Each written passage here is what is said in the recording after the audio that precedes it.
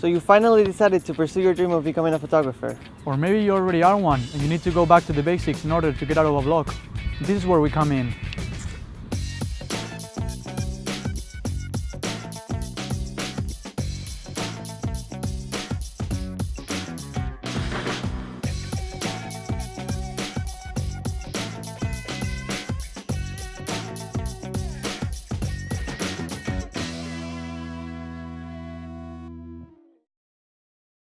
So there are three main elements that all beginner photographers should know about before taking the next step. These are the aperture, the ISO, and the shutter speed, which will be our main topic for today.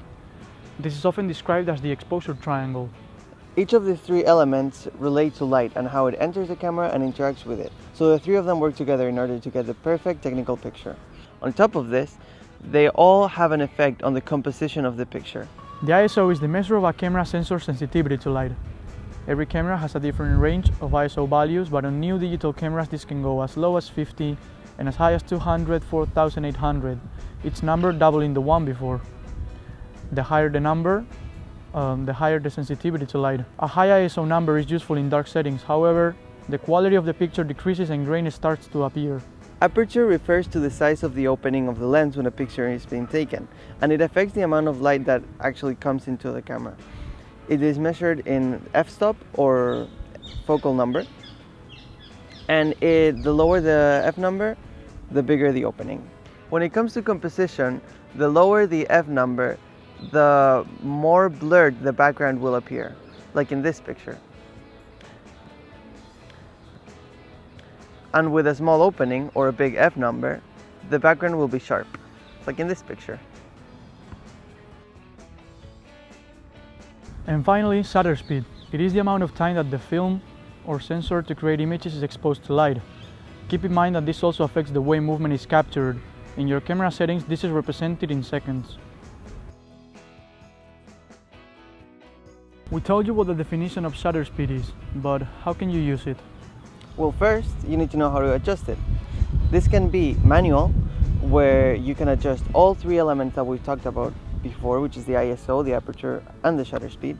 Or shutter priority mode, where you can adjust the shutter speed and the camera will automatically adjust the aperture for a correct exposure. This can be either S mode for cameras like Nikon or TV mode for other cameras like Canon or Sony. You can probably tell by now that the exposure of the image will increase or decrease depending on the aperture. But today we'll be using the TV mode, so we don't have to worry about that. As we said in the beginning, adjusting the shutter speed will also affect the way motion is captured. If the shutter is open for a long time, let's say 2 seconds, which is slow speed, and an object in the frame is moving, the object in frame will be blurry. Or if the whole camera is moving, the whole image will be blurry. In the opposite case, if we have a shutter speed of like 1/500, fast speed, the shutter will move so fast that it won't have any time to capture the movement and the image will appear frozen. Neither of these options are wrong when used correctly. It all depends on what you want to communicate with your pictures and adjust these settings to go accordingly. But if you are using a slow shutter speed and you don't want to capture the camera's movement, you're gonna need a tripod or some sort of image stabilization. But without it, you can get pictures like this one by panning the camera. Pretty cool, huh? Great, now you know the basics. But how can you apply this to your pictures? For this next part, we're going to be taking different pictures with different shutter speeds in order to show you how to use these settings appropriately.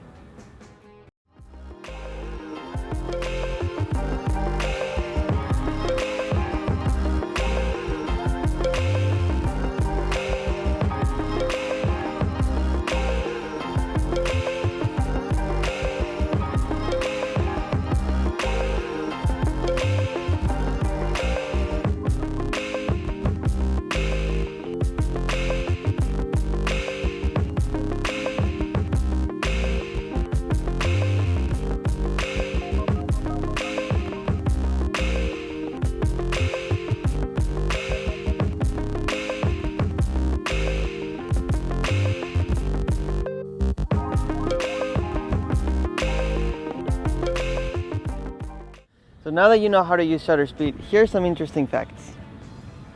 It wasn't until 1878 that the first high-speed photos were taken by Edward Muybridge. The image was taken to know whether horses' feet were actually all off the ground at once during a gallop or not. We would love to show you the picture, but we can't because of copyright. They would probably take our video down. So we drew a picture for you instead.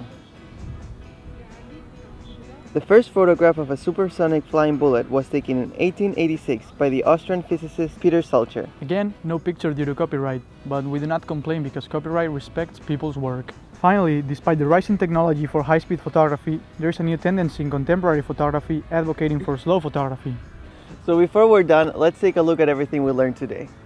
First, the definition of shutter speed. How to adjust it in your camera, A slow shutter speed captures movement. and both high-speed and low-speed photography are valid uses. Alright, now you're ready to take your camera and put all you learned to practice.